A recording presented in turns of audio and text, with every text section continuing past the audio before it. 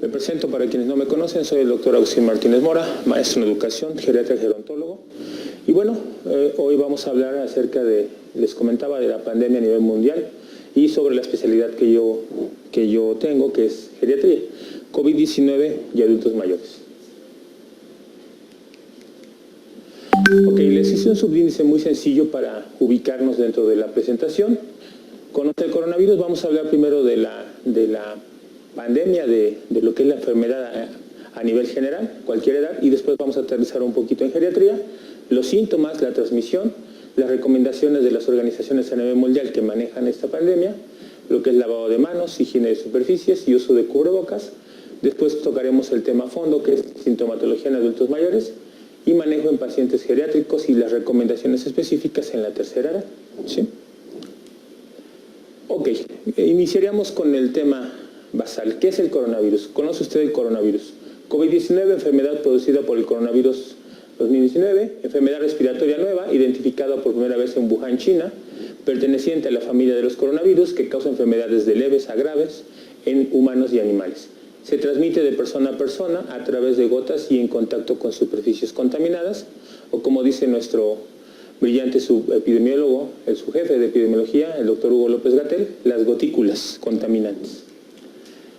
El periodo de incubación de 1 a 12.5 y hasta 14 días.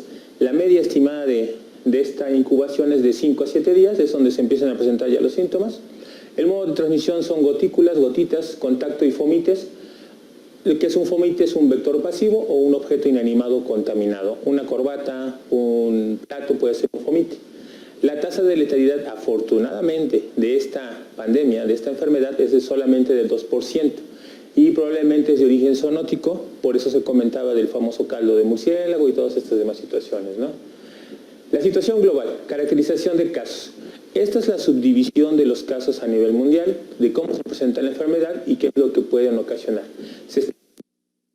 De casos de COVID-19 no requieren hospitalización, posiblemente la mayoría de nosotros ya estuvimos en contacto, ya desarrollamos, o como se llama, somos portadores asintomáticos sin saberlo y afortunadamente no vamos a tener que llegar a una consulta de urgencia.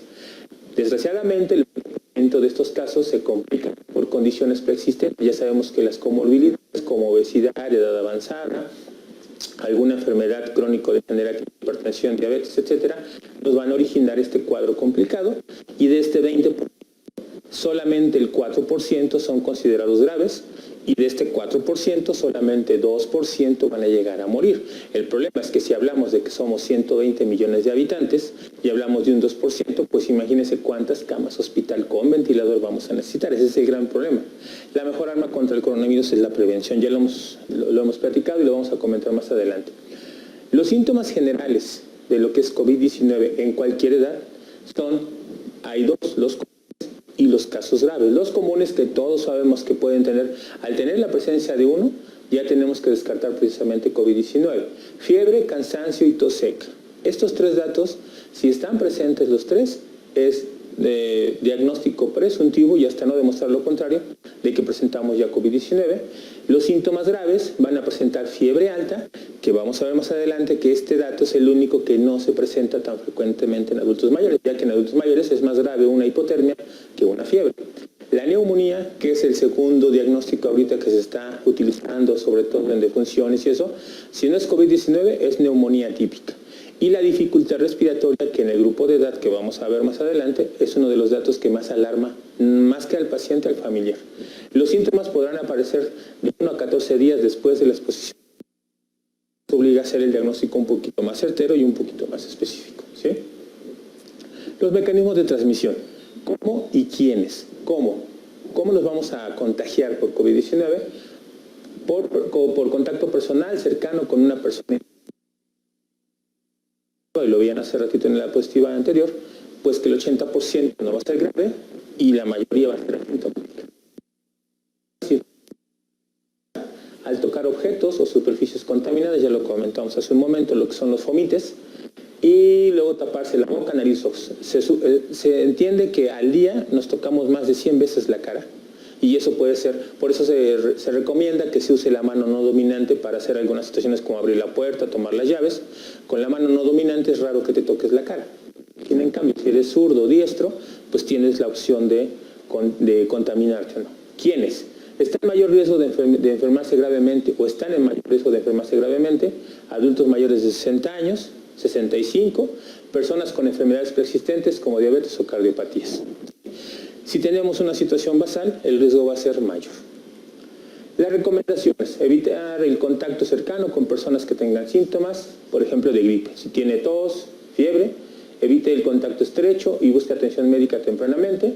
Al toser o estornudar, hacer el estornudo de etiqueta en la parte interna del codo o en un pañuelo desechable, pero no también tirarlo en cualquier bote de basura. Se recomienda que se tenga una bolsa plástica o una bolsa de papel y en él ir depositando los papeles a modo de que no también ir contaminando por todos lados, ¿no?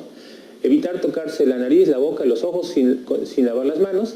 ¿Y cómo hacemos todo esto? No, bueno, esas son las situaciones que hoy nos traen a este lugar para dar esta plática. El lavado de manos, pues bueno, la gente piensa que lavarse 2 segundos y poner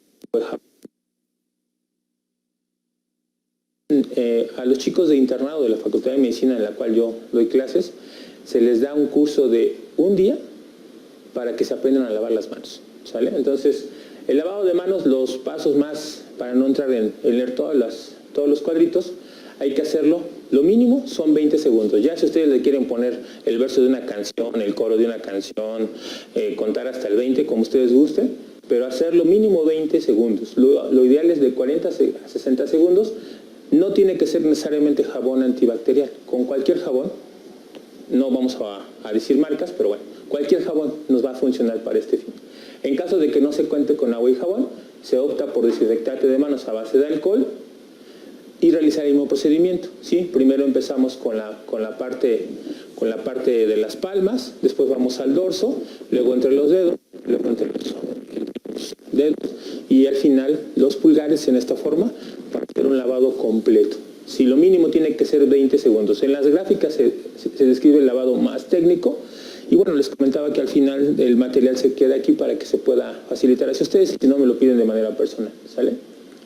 Y bueno, las superficies. Esta es una pequeña lámina donde se muestra la supervivencia media de este virus en lo que son las superficies más habituales. En papel 30 minutos, en cristal 2 días. Esto tiene que tener condiciones específicas, cierta temperatura y cierto grado de humedad, ¿sale? En papel 30 minutos, en cristal 2 días, en pañuelos higiénicos. Por eso les decía que es importante guardarlos en una bolsita plástica o de cualquier otro material y no tirarlos a la calle. En billetes 4 días. En madera 1 día, en acero inoxidable 4 días, en la ropa 1 día, en el plástico 1 día. Perdón, en el plástico 4 días. ¿Sí? Entonces, evitar compartir. Si sabemos que el cepillo de dientes es personal, no tenemos que andarlo prestando. Inclusive los peines, los corta uñas, todo tiene que ser de manera personal. Y más si tiene una enfermedad como tuberculosis, COVID o alguna otra situación, pues mucho menos compartir este material. Se sabe por análisis previos que el coronavirus no sobrevive mucho tiempo en superficies como cartas o paquetes, pero hay que tener en cuenta que si se puede desinfectar, mejor, cualquiera de estas situaciones. El uso de cubreboca, ¿sí? Realmente ahorita para dar la plática ya era un tanto incómodo, por eso lo hicimos así, pero de hecho se recomienda el uso de cubreboca solamente que se tenga sintomatología respiratoria, y créame que no es para contagiar a alguien más o para no contagiarlo, sino el cuidado de uno mismo, pero también el contagio hasta cierta medida, ¿no? Sí se recomienda el uso cuando hay síntomas respiratorios. Cuando una persona puede estar contaminada de COVID, pues es necesario el uso del cubreboca, y se debe de combinar, no solamente es el cubreboca y ya, se debe de combinar con higiene frecuente de manos. Por ahí decían algunos autores y algunos especialistas que el lavado de manos tiene que ser obsesivo y compulsivo.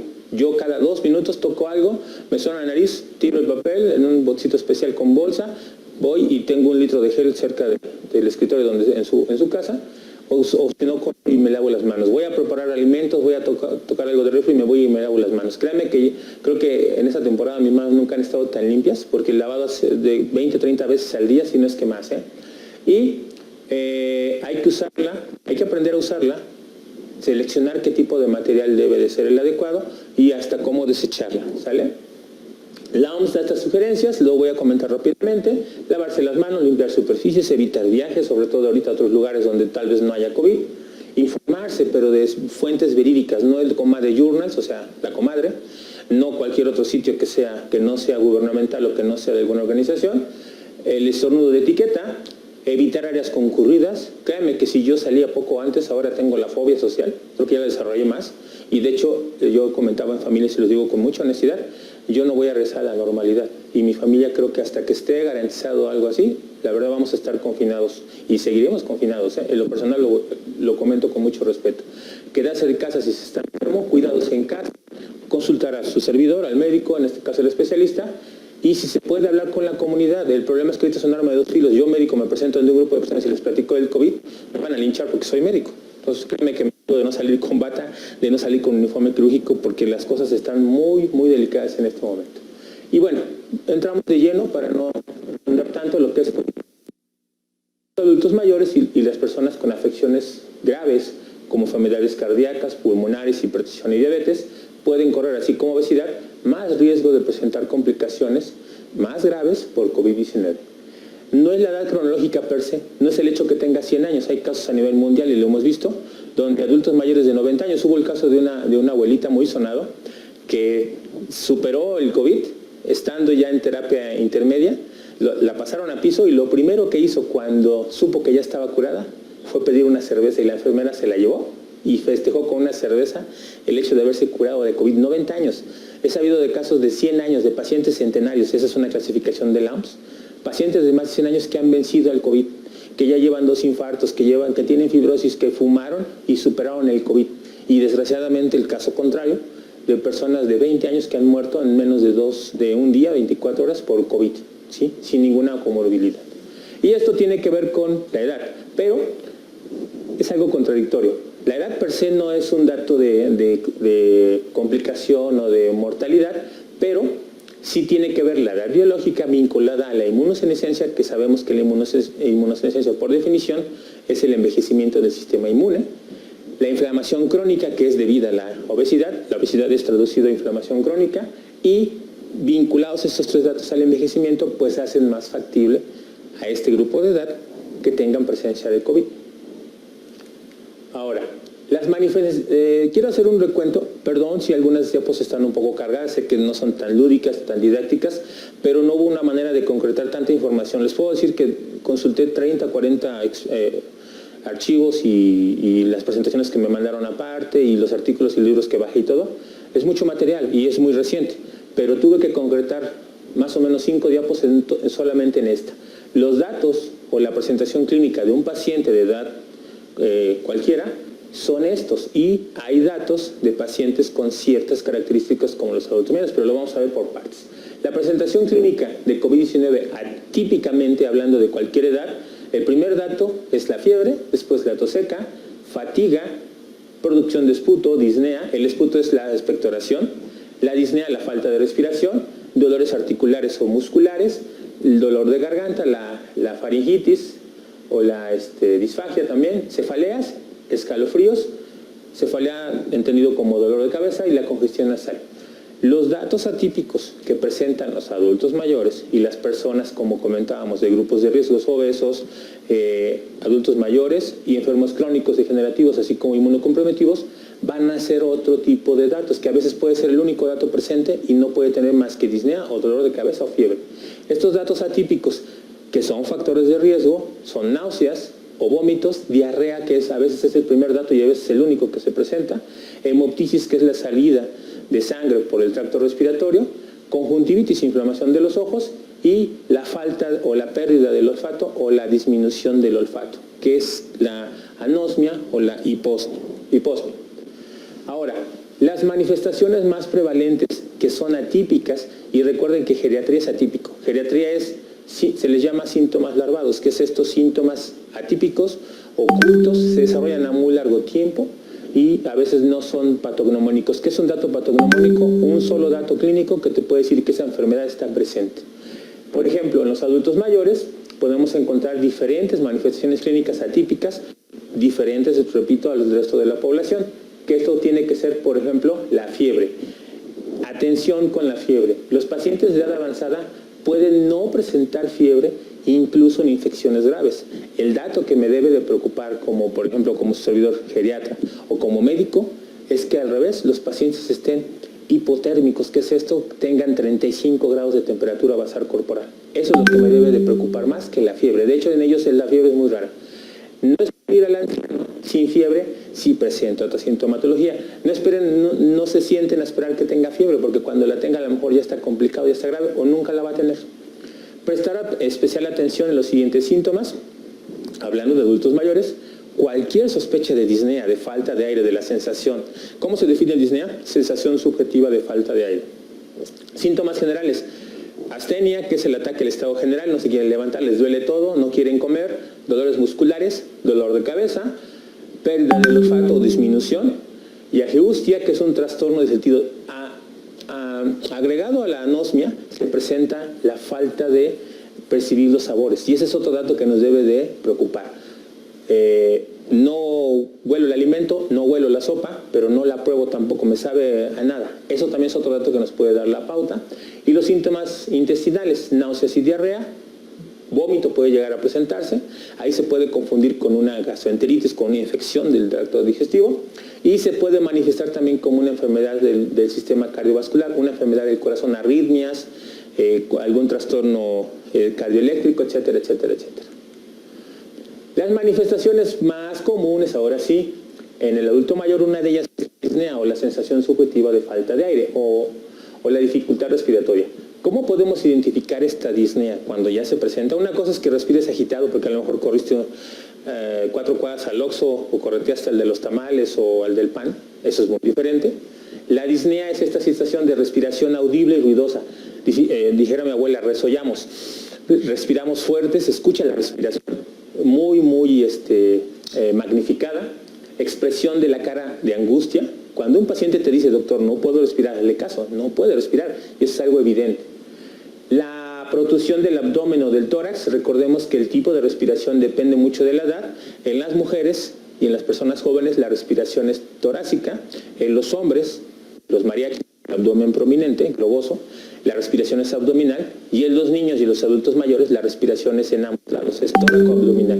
Por eso es que el niño y el adulto mayor manifiestan más frecuentemente y de manera más observable, más precisa, los datos de insuficiencia respiratoria, que son aleteo natal, la nariz se mueve, se intenta abrir, tiraje intercostal, hay movimiento de las costillas, la falta de aire, la coloración azulada de la piel por falta de oxígeno, etcétera, etcétera, etcétera.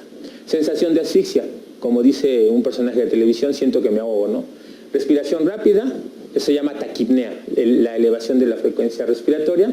La cianosis, que parece sábata o pitufo, de manera generalizada, y más en labios y dedos. Y la opresión en el pecho, esa sensación que muchas personas confunden con un ataque cardíaco, que se puede parecer a un ataque cardíaco, de hecho. Ahora, otras manifestaciones que tenemos que tener muy en cuenta, les decía, es el ataque al estado general, que es la astenia. El adulto mayor no puede ya realizar el hecho de levantarse de la silla, ya no puede sostener una taza de café, la levedad se mantiene aún estando acostado, los dolores musculares, las mialgias, pues cualquier movimiento, por leve que sea, produce ese dolor y se mantiene. A veces es difícil de decir qué parte me duele, porque le duele todo el cuerpo, ¿no? Y la anorexia, que es la falta de apetito o la inapetencia, que a menudo manifiesta el adulto mayor en esas enfermedades. De por sí, les quiero comentar rápidamente en este rubro. Tenemos una cosa que se llama el untismo, que es la pérdida de casi todos los dientes. Problemas de disfagia, problemas para deglutir. Se pierden las papilas gustativas después de los 65 años, se empiezan a perder las de sabor salado, dulce, picante, y el umami, que es el sabor más reciente que se ha descubierto, y el último sabor o la última sensación al gusto que se pierde, por eso los adultos mayores son muy afectos al chocolate, es la dulce. A los 100 años el único sabor que el adulto mayor conserva es el dulce, por eso son muy afectos a los dulces ellos. Y bueno, pues es cuando alguien deja de comer es cuando ya te empiezas a preocupar, ¿no? Puede ser una depresión también, pero bueno, en este caso lo vamos a ver más adelante. ¿Qué manifestaciones son más evidentes? La cefalea, este dolor generalizado, síntomas visibles aparte de la cefalea, que el paciente no te va a saber especificar qué le duele, pero le duele toda la cabeza. Párpados más cerrados, la famosa vista cansada, la tosis palpebral también por edema, el lagrimeo, el enrojecimiento de los ojos, vértigo y diferencia entre la dilatación de las pupilas. Es como cuando se toma alguna droga, las pupilas están dilatadas o están cerradas. Y los síntomas que pueden acompañar, ya lo comentábamos: náuseas, diarrea, dificultad para concentrarse. Ojo, no confundir con deshidratación. La falta de electrolitos origina que el paciente se encuentre semi-inconsciente o obnibulado. Está esto como aletargado, como dormido, o como si estuviera alcoholizado.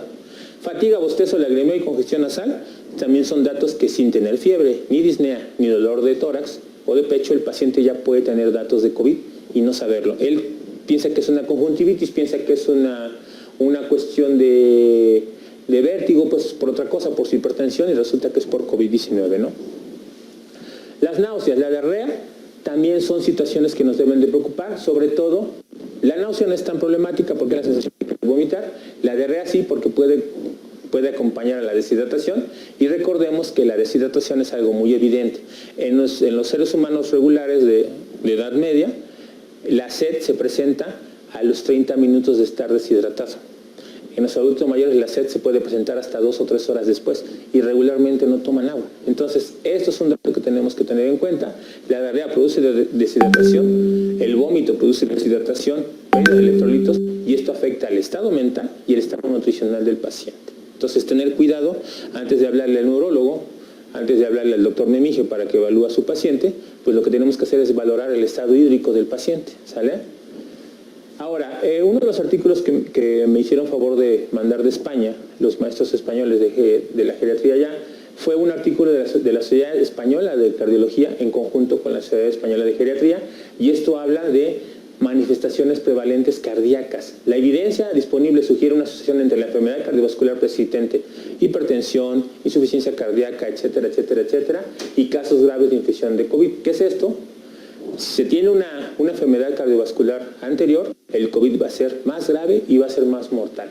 Esto porque va a presentar mayor descompensación en riesgo y constituye un grupo de riesgo elevado para infecciones que tienden a ser más graves en los adultos mayores. La evaluación del dolor, uno de los datos, y de hecho quiero comentarles a manera personal y fuera un poquito de lo que es COVID, el dolor crónico, el dolor neuropático, es una de las causas principales de suicidio en la edad en los adultos mayores. Un dolor por serpético, un herpes zóster, una cuestión de migraña o una cuestión de un aneurisma que causa dolor cerebral, ¿vale? Puede originar un paciente de 65 años o más a suicidarse porque el dolor es intolerante y ya no se puede tratar con ningún analgésico. Por eso incluí este observación de comportamiento y ejemplo. Tiene que ver con expresiones faciales y bueno, ahí tenemos la depresión que se confunde con hipotiroidismo subclínico. ¿Cómo verbaliza este dolor? Sollozo, respiración profunda, petición de ayuda, murmullos y gritos. Cambios en las les cambia el carácter. Antes eran muy afables, convivían con los nietos, hoy son agresivos, ya no quieren comer con la familia, cambian su actitud. Es como un adolescente cuando entra al mundo de las drogas, cambia su actitud hacia la familia. Cuando un adulto mayor tiene estos problemas de dolor crónico, cambia su actitud. Se ponen agresivos, se ponen combativos, a la defensiva, disminuyen sus relaciones sociales, sus conductas son inapropiadas, y hay retracción social. Cambios en la rutina, cambios en el apetito, no se niegan a comer, aumenta los periodos de descanso, cambios en el ritmo circadiano, cese de las rutinas habituales. Cambios en el estado mental, lloreo, lagrimeo y confusión, movimientos corporales, rigidez, movimientos de balanceo, problemas al caminar y limitación de movimiento y posiciones o posturas antiálgicas. ¿Qué es esto? Antidolor. El dolor es un signo vital, sigue la disyuntiva si es un signo o un síntoma, aunque es subjetivo porque cada dolor es diferente en cada paciente, y es objetivo y es medible porque ahora ya hay escalas para medir el dolor. Lo vamos a ver en la siguiente diapositiva. El manejo requiere de una evaluación antes, durante y después de la administración de algunos analgésicos, y en pacientes con defectos cognitivos o bajo sedación, la evaluación del dolor se basará en observaciones de este comportamiento, cómo se manifiesta este dolor. Lo que les comentaba, estas son las 3 escalas más usadas para evaluar el dolor y son herramientas que trata adultos mayores. La escala numérica, la expresión facial y la visual analógica o EVA. Escala numérica valora de 1 al 10, le preguntamos al paciente en una escala de 1 al 10, tomando en consideración que 1 es el dolor más leve, el 0 no existe dolor, el 9 es el dolor más agudo y el 10 es el máximo. cómo considera su dolor, dentro de qué rubro usted considera su dolor. Y bueno, el paciente va a decir, pues es un 6, un 7, ¿no? La escala de expresión facial es más fácil y se puede aplicar a personas que no saben leer ni escribir. Se les explica que la carita feliz es la que no tiene dolor, la carita con lágrimas y con el gesto de dolor es la peor, y que él con su dedo señale en dónde está su dolor. Esta funciona muy bien para, repito, personas que no tienen algún tipo de educación. Y la visual analógica es la más difícil de interpretar. El paciente también te va a decir, es parecida a la numérica, y tú también le explicas cuál es el dolor más agudo, qué ha sentido, le pones el ejemplo y él te dice, pues mi dolor está ahorita en 7, ¿sale? El manejo del dolor, monitorización de este dolor. Administrar algún tratamiento médico, pero que sea administrado por un profesional. Si se puede, un algólogo, que es un anestesiólogo subespecialista en dolor, es mucho mejor. Considerar oxígeno en dosis mínimas, porque esto puede calmar la ansiedad y puede generar esa sensación de menos dolor. Aplicar métodos alternativos, masajes, calor, fisioterapia, musicoterapia, técnicas de visualización y relajación, algún tipo de yoga, etcétera, tai chi, lo que ustedes quieran. Enfatizar y favorecer la comunicación en todo momento. El dolor, como les comentaba, es una experiencia sensorial bastante desagradable y emocionalmente compleja que abarca percepciones, emociones y comportamientos. El manejo de este dolor es un indicador de calidad asistencial. Entre menos dolor tenga el paciente, está mejor tratado. El problema es si tiene una enfermedad crónica, diferente el manejo de dolor si se tiene una hipertensión o diabetes mellitus crónica. ¿Por qué? Porque hay una cuestión que se llama neuropatía. Y la neuropatía tiende a disminuir el umbral, afectar y provocar parestesias, paresias y modificar la percepción del dolor. Entonces un paciente con neuropatía no percibe el dolor o lo percibe de manera más alterada, a modo de que cualquier medicamento a veces no va a solucionar el problema del dolor crónico. Por eso les comentaba que el dolor crónico a veces es una de las causas más frecuentes de suicidio en adultos mayores con este tipo de padecimiento. La atención es multidisciplinar, no solamente es el médico, no solamente es el geriatra, no solamente es el fisioterapeuta, no solamente es el psicólogo, es el algólogo, son los demás médicos. Y este complejo tiene ese punto de vista multifactorial. Una de las cosas que más preocupan, repito, es el manejo de la fiebre. Y les decía que en los adultos mayores es un poquito diferente este tema. Se habla como medida o como una definición estándar que la fiebre es la elevación de la temperatura corporal arriba de los 37,5, 37,8 grados y de ahí para arriba. Hablamos de hipertecnia, fiebre maligna e hiperpirexia, que son términos diferentes. La maligna ya se habla de 39 grados o más, hasta 40, pero se supone que después de 39 grados ya puede haber riesgo de una crisis convulsiva, sobre todo en menores de edad y también en adultos mayores. Ahora, valores normales, entre 36 y 37. Se debe de informar a su servidor para que nosotros prescribamos un medicamento. Se debe tener en cuenta que esa temperatura basal también puede variar. De hecho, si lo recordamos los compañeros médicos, hay un método de planificación familiar que es precisamente el método del ritmo, y ese método tiene que llevar la medición diaria de la temperatura corporal de la paciente, y se supone que cuando hay una elevación de más de medio grado a 1 grado de temperatura es cuando la paciente está ovulando. Bueno, ese es el ejemplo. En los adultos mayores, repito, no hay febrícula. La febrícula es la fiebre elevada, la temperatura arriba de 36,5 hasta 37,5. Pues, ¿qué creen? En los adultos mayores no hay febrícula, ya es fiebre como tal para ellos, ¿no? Ahora, perdón por lo cargado, repito, pero es que tuve que concretar mucha información para poder hacer esta presentación lo más corta posible, pero era mucha información. El manejo de la fiebre. Se va a tomar el termómetro. Yo sugiero que sea el termómetro de mercurio, el que les cuesta 20 pesos en la farmacia. Si se tiene un termómetro digital, verificar que las baterías estén en buen estado, que esté bien, que todavía esté la punta metálica en su lugar, que no tenga golpes. Yo sugeriría que fuera más y que fuera mejor la toma de esta temperatura con lo que es un termómetro de mercurio. Ya saben, limpiar la zona. Yo sería de la idea que fuera bucal, que es la más. Son 3 maneras de tomar la temperatura y son 3 termómetros diferentes. El rectal, por obvias razones se entiende dónde se debe tomar esa temperatura, la bucal y la axilar, y de hecho los 3 termómetros son diferentes. El termómetro rectal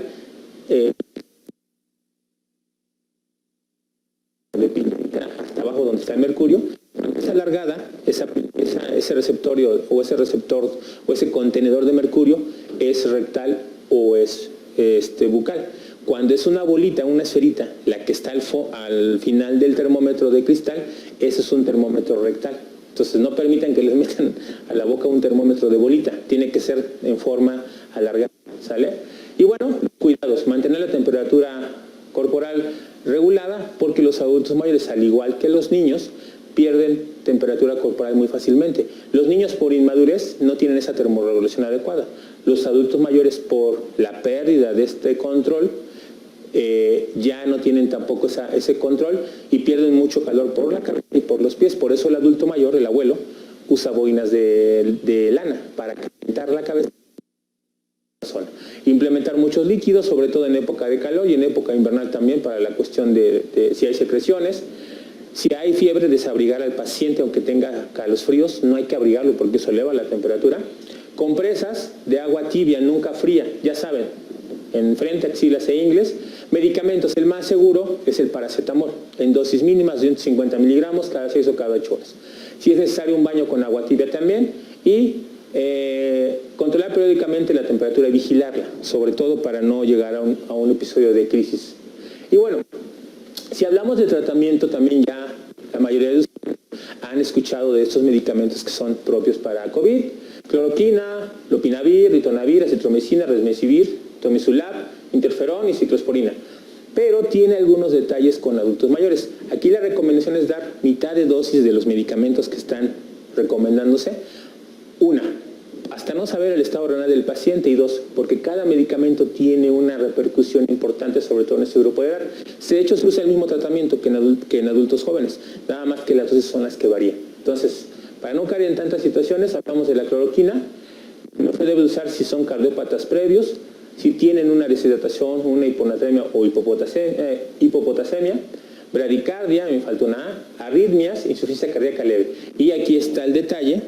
De hecho, hasta ahorita me acordé que tenía yo esto.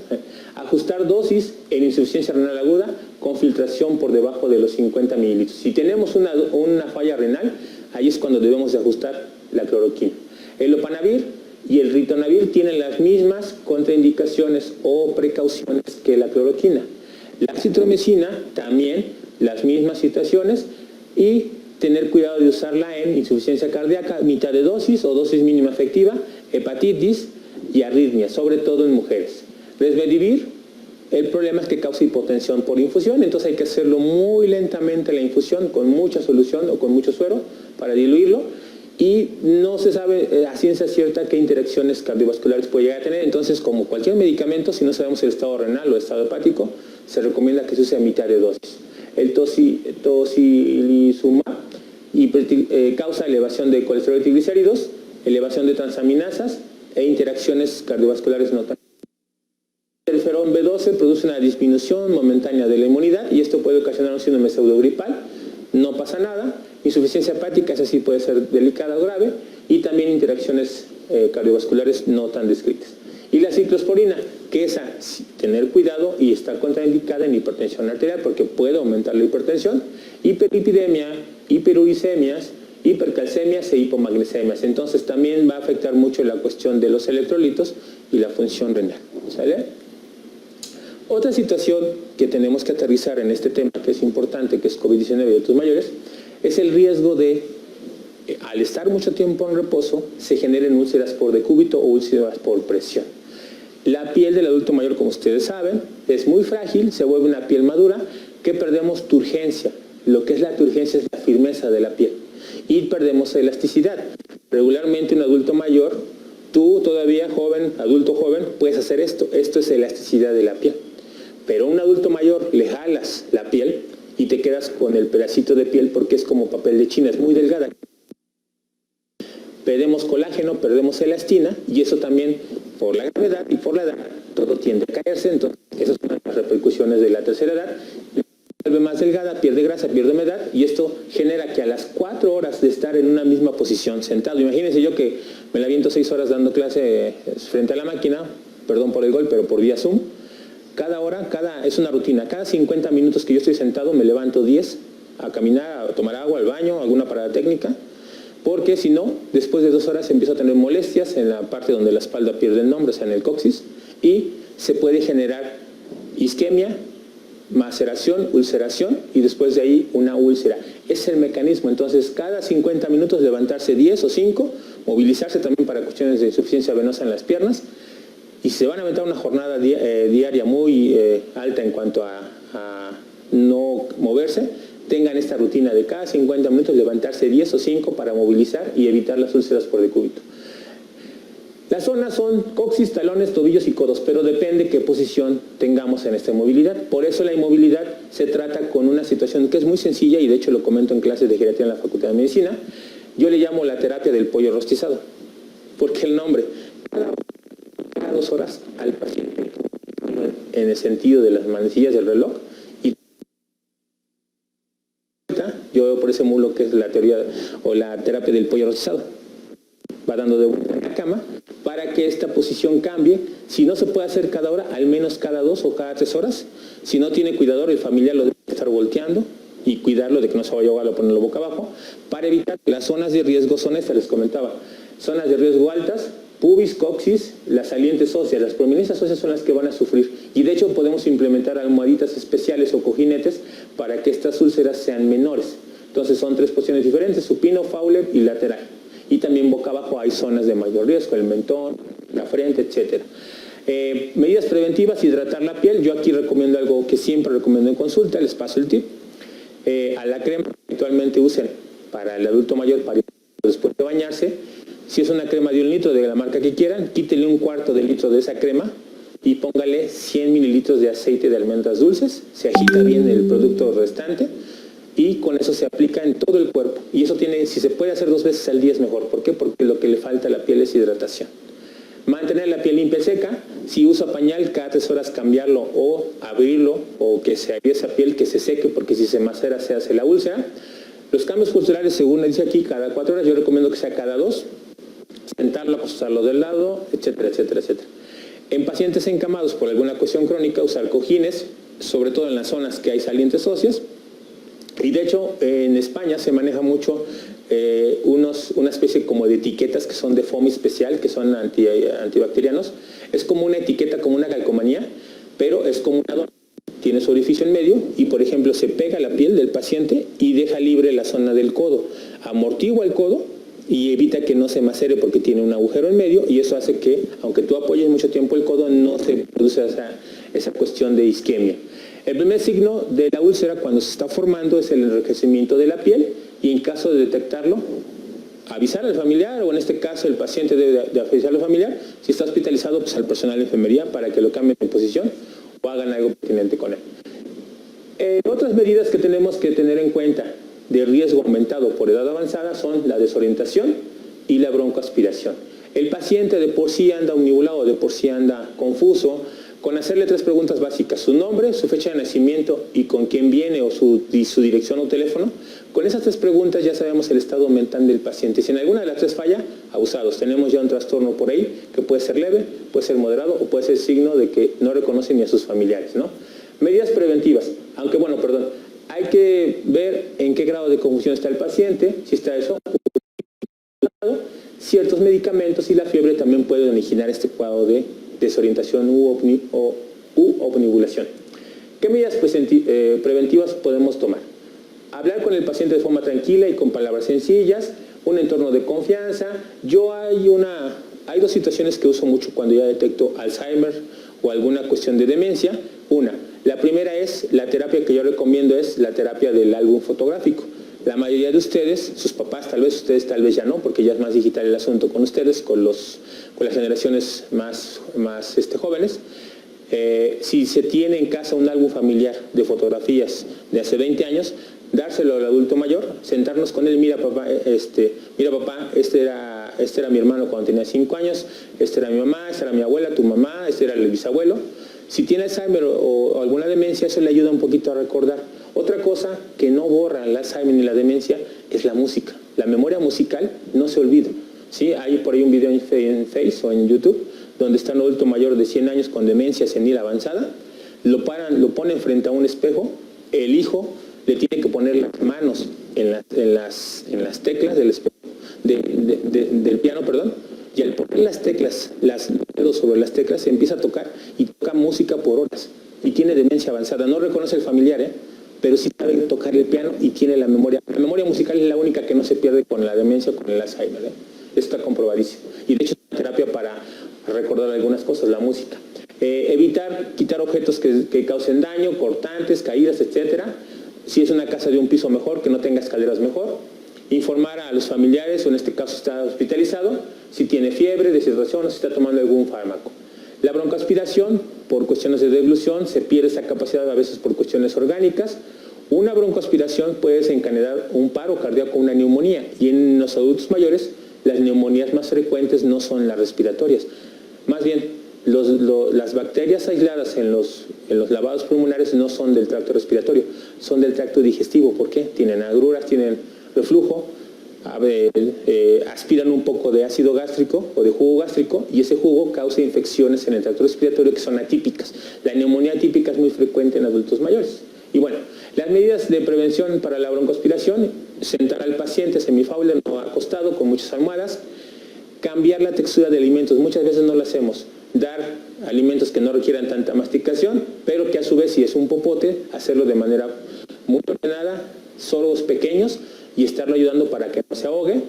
Los líquidos deben ser mezclados con espesantes de hecho la mejor textura para alimentar a un adulto mayor es la textura cremosa, no es tan líquida, no es tan sólida. Una pasta, una crema muy espesa es lo que mejor van a poder deglutir los adultos mayores.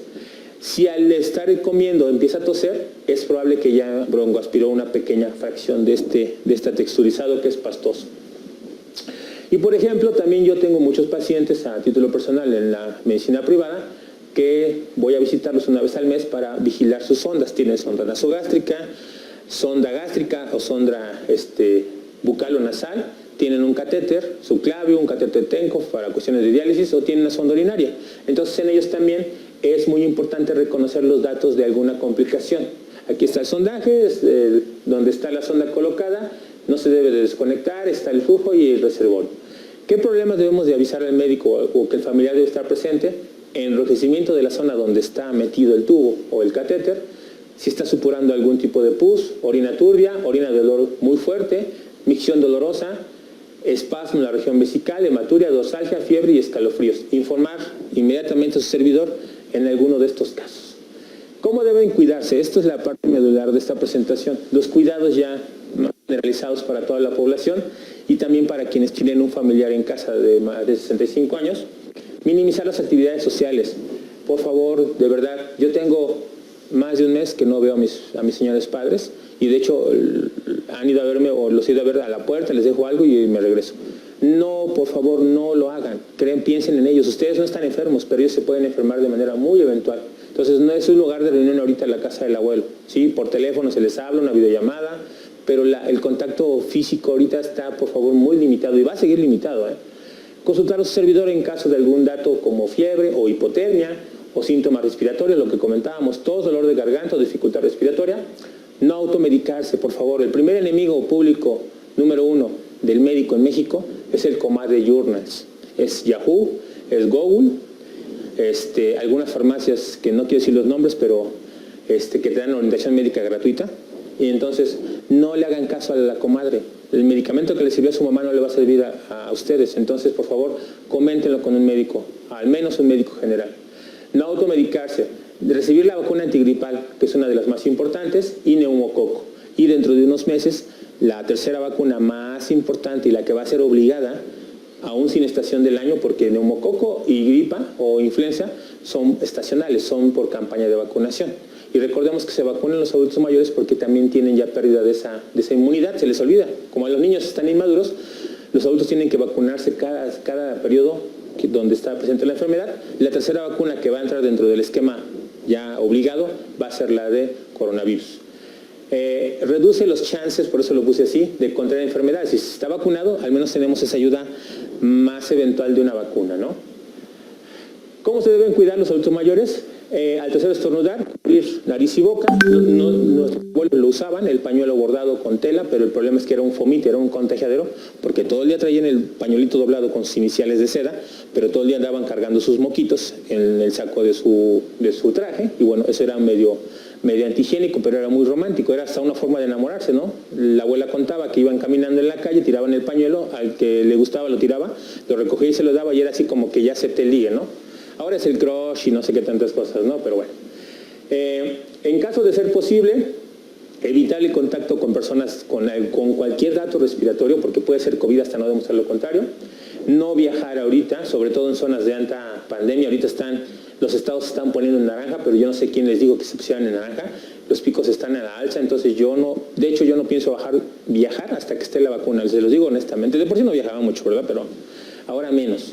En caso de personas residentes en alguna institución como asilos, guarderías, estancias de día, centros de ayuda, el DIF, lo que ustedes gusten y manden, se recomienda evitar las visitas. Uno de los maestros de la academia que yo dignamente dirijo en la Facultad de Medicina, que es la de Geriatría, uno de mis geriatras, que es el doctor Islas, él es geriatra de un asilo donde desde hace 3 meses tomaron las medidas más drásticas que se pueden imaginar. Tienen 25 asilados y hasta ahorita no lleva ningún caso reportado de COVID-19 en ese asilo. Es un ejemplo a seguir este doctor, y lo digo con mucho respeto y lo reconozco, aparte es miembro de mi academia, y él está haciendo un protocolo que después les compartiremos precisamente para cuidado de residencias y asilos. A los familiares les comento rápidamente, hay una rotonda en el asilo donde pasa el coche, el abuelo sale al portal del asilo, el familiar lo ve desde el coche. Hagan de cuenta el viaje a África en safari en coche, pero para ir a ver al abuelo.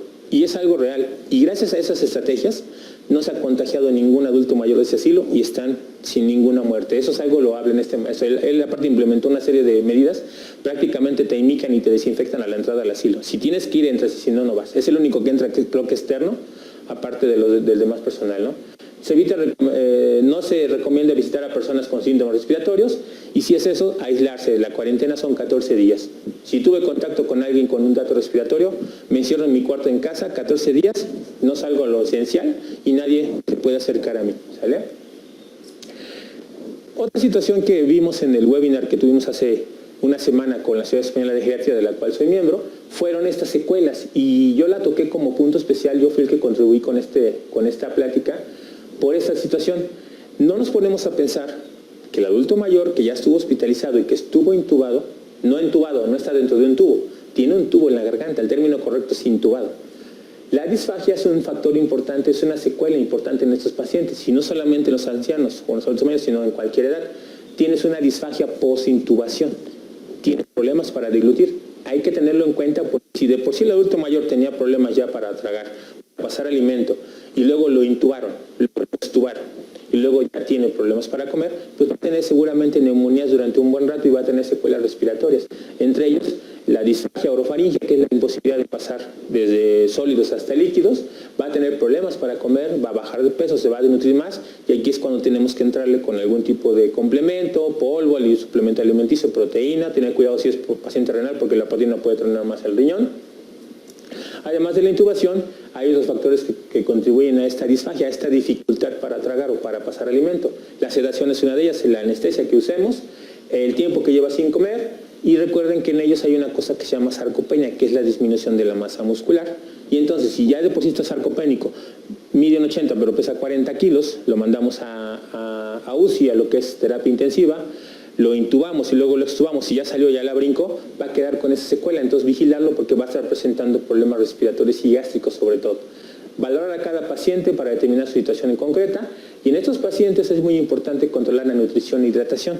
Les comentaba, en ellos es muy fácil que se deshidraten porque la sed está retrasada hasta 1 o 2 horas como una respuesta metabólica. Y la desnutrición, la anemia más frecuente en ellos es la normocítrica o por deficiencia de hierro, y es por cuestiones alimenticias.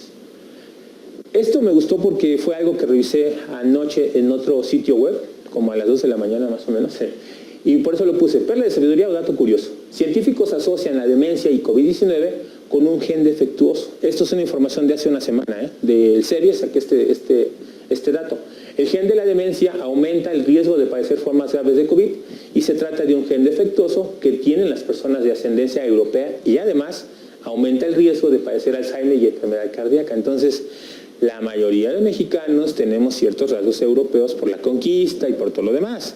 Tenemos como un 10-15% de sangre europea, entonces tenemos cierto factor de riesgo, no tanto como las personas nativas de Europa. pero sí tenemos esa mezcla por raza y tenemos cierta predisposición. La cuestión de no me gusta hablar de raza porque siento que es algo veterinario, me gusta hablar más bien de etnia.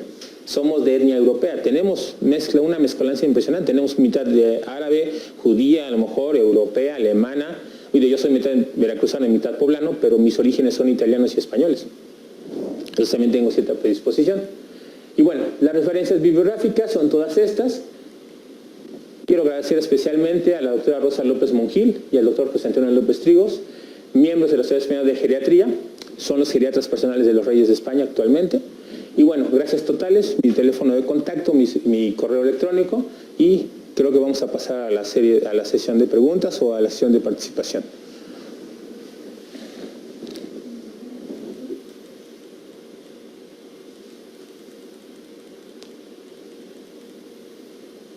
Vamos a... Ok.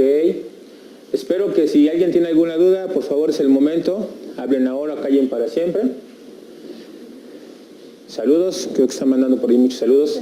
Alumnos, algunos familiares, algunos amigos por ahí. Gracias a todos, en especial a mis alumnos de la Facultad de Medicina. Gracias. Gracias. Ahí luego les paso su lana a los que me hicieron el comentario. Ok, les quería comentar en lo que verificamos esto de los saludos y las preguntas, si es que hay.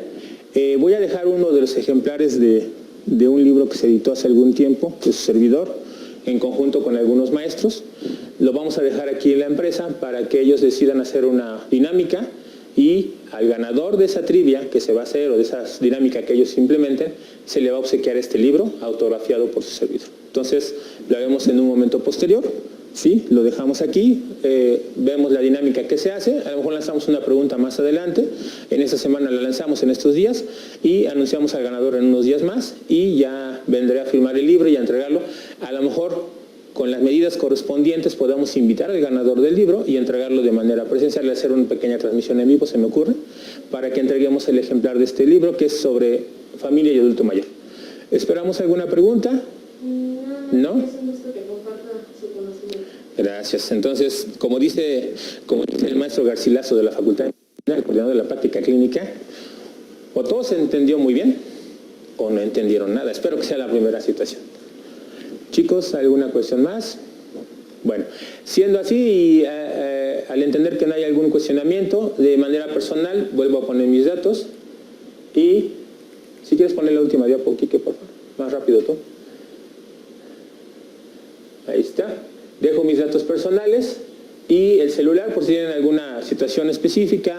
Si quieren que les pase la presentación, escríbanme al correo. También la empresa la va a tener por si la quieren pedir vía correo con ellos. Se las podemos mandar. El material es universal, no es mío, obviamente es prestado. Entonces yo no tengo problema de autoría. Solamente se facilitó. ¿Sí hay una pregunta? Ok. Sofi Martínez pregunta, ¿cuáles son las alternativas para el tratamiento de la disfagia?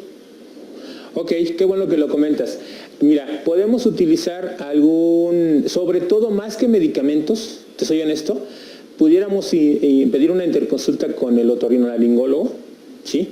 O con el fisioterapeuta para que él nos ayude. Hay técnicas y hay ejercicios para reentrenar a la deglución, ¿sale? Entonces, más que medicamentos, podemos usar a lo mejor un relajante muscular, a lo mejor podemos reentrenar al paciente. Más que medicamentos, Sofi, es reentrenamiento de deglución. Y aquí podemos pedir el apoyo de un terapeuta, de un otorrino especialista. En la escuela tenemos a la doctora Cedillo, que es excelente y es una eminencia en el otorrino.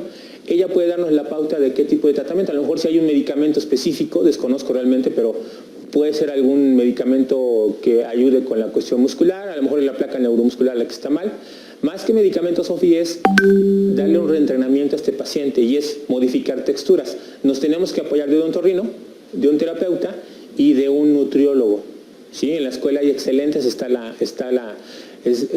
Facultad de Nutrición en medicina, entonces podemos auxiliarnos de algún nutriólogo.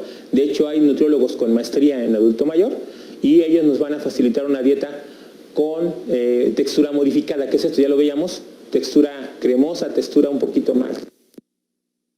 Es más fácil de deglutir. ¿Sí? Sí. Pregunta... Ya me empezaron a preguntar varias.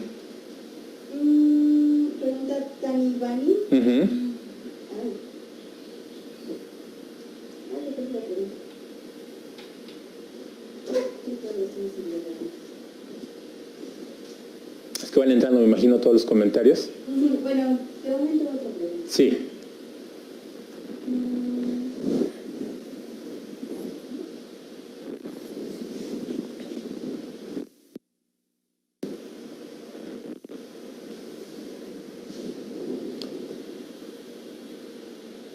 Ok, HS pregunta, ¿cuál es el porcentaje de pacientes adultos mayores portadores asintomáticos? Híjole, mira,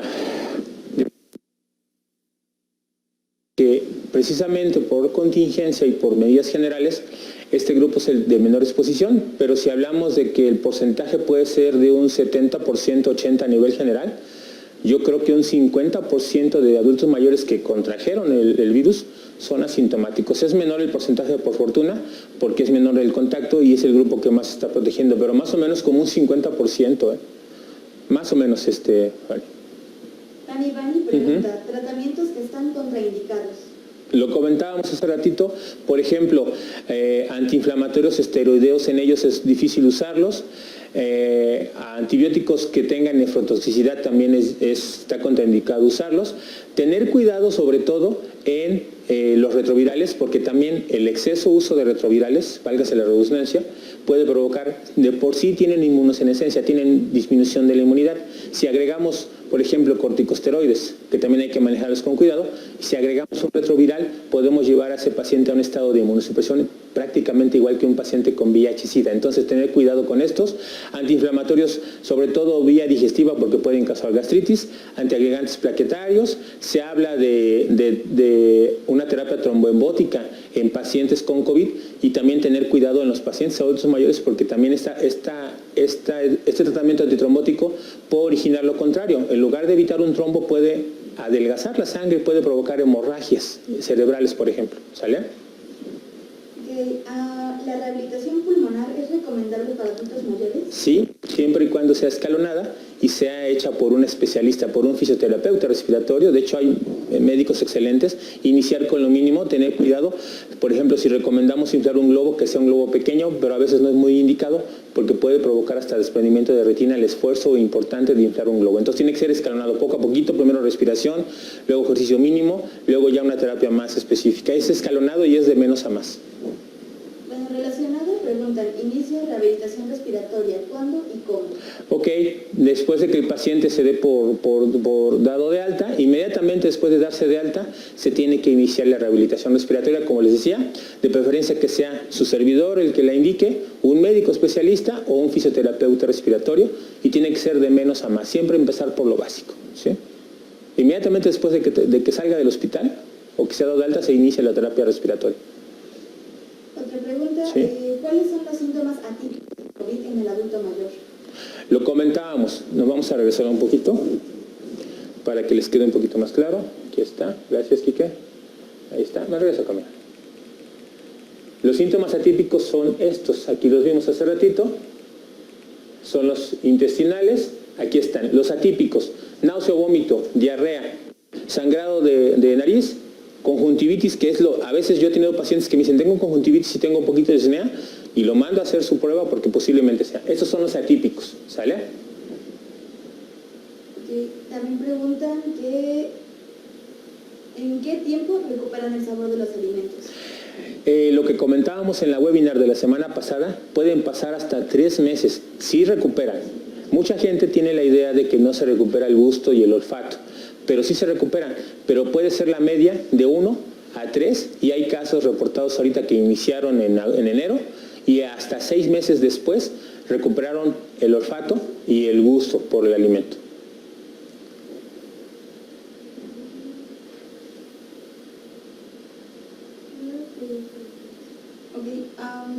Hay una pregunta. Sí. ¿Una opinión? Sí. Una opinión. Sí. Samu Pérez dice, doctor, ¿usted qué opina de aquellos pacientes que son intubados y que los colocan en posición prono? ¿Qué pronóstico tiene? De hecho, lo comentábamos también, y al material que me mandó la maestra Rosa López Mujil de España, de hecho se tiene un éxito de más del 60% en pacientes con esta posición, porque mejora la oxigenación. Y de hecho les quiero comentar, el problema no es la falta de oxígeno en los pacientes, es que acumulan CO2. y esto repercute importantemente en la oxigenación. Pero sí, está recomendada la posición porque sí se ha visto que mejora más de la mitad de los casos el pronóstico y la recuperación pronta de estos pacientes. Es la mejor posición hasta ahorita. También preguntan, ¿están contraindicados corticoides a pesar de tener insuficiencia respiratoria? De hecho, serían casos especializados. Se puede utilizar, pero si es estrictamente necesario.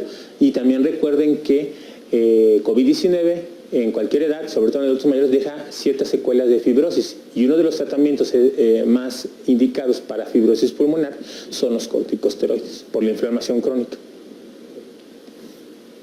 También preguntan, ¿sus recomendaciones para el manejo paliativo de la disnea en adulto con COVID-19 y criterios de ventilación mecánica o invasiva?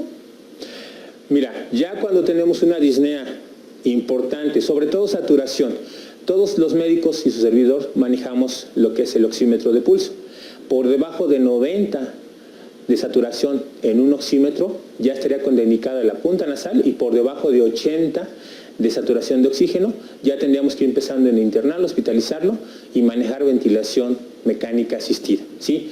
Estrictamente eso lo maneja el intensivista y el neumólogo subespecialista, pero si tienes un oxímetro de pulso y te está marcando 80 o menos, ve pensando de 90 para abajo en puntas nasales y de 80 para abajo en el oxímetro de pulso, ya piensa en hospitalización, 70 intubación, ¿sale? También me preguntan si tiene alguna bibliografía de oxigenoterapia. Sí, de hecho en la presentación viene, y de hecho si gustan, precisamente les comentaba que a la vía de correo pueden pedirme la información como tal. Traigo en la memoria los artículos, pero son muchos, pero aquí están, hay alguna por ahí que dice que es sobre cuestiones de oxigenoterapia, pero si gustan me la pueden pedir directamente a la... De hecho busquen en el Sevier, busquen lo que es España, la Sociedad Española de Geriatría, y ahí vienen artículos interesantes. La mayoría son costos, pero con costo, pero yo les puedo proporcionar los que yo utilicé, que son libres, me la pueden pedir a mi correo personal, y ahí les mando, a vuelta de correo, les mando la guía de oxigenoterapia y las indicaciones para ventilación mecánica más específicas, sin ningún problema.